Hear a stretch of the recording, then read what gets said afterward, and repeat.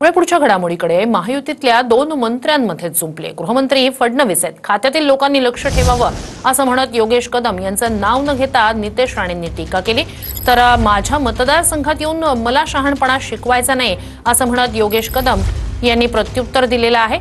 माझा मतदारसंघ कसा शांत ठेवायचा मला समजतं असं योगेश कदम यांनी म्हटलंय। नाव न घेता त्यांनी नितेश राणेंना टोला लगावलाय। दापोलीमध्ये 5 पंढरमध्ये 2 गटात दगडफेक झाली होती। या घटनेतील काहींची नावं एफआयआर मध्ये घेऊ नये यासाठी काही जण प्रयत्न करतायत असा आरोप नितेश राणेंनी केलेला होता आणि याच वक्तव्यानंतर दोन्ही मंत्र्यांमध्ये जुंपल्याचं पाहायला मिळालं। खाता आमच्या देवेंद्र फडणवीस साहेबांकडे आहे। एफआयआर मध्ये आज नाव आलं नसेल, कोण असेल वाचवणारे कुठे बसलेले, पण ते का आमच्या मुख्यमंत्री साहेबांपेक्षा मोठे नाही। संबंधित काही खात्यातल्या लोकांनी लक्षात घ्यावं।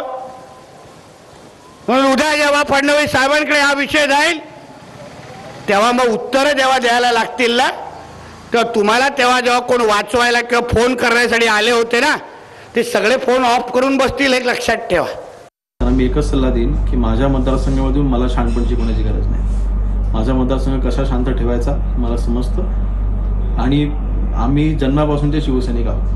आम्ही लहानपणापासून वंदनीय बाळासाहेबांचं बाळकूड आम्हाला रामदास यांनी पाजलेलं आहे। आमच्या हातामधला झेंडा आम्ही कधी खाली ठेवला नाही, तर ह्याचा अर्थ त्यांनी समजून घ्यावा। आमच्या हातामध्ये आजही भगवा झेंडा आहे आणि उद्याही आमच्या हातात भगवा झेंडा राहणार आहे। त्यामुळे हिंदुत्व एका शिवसैनिकाला त्यांनी आम्हाला हिंदुत्व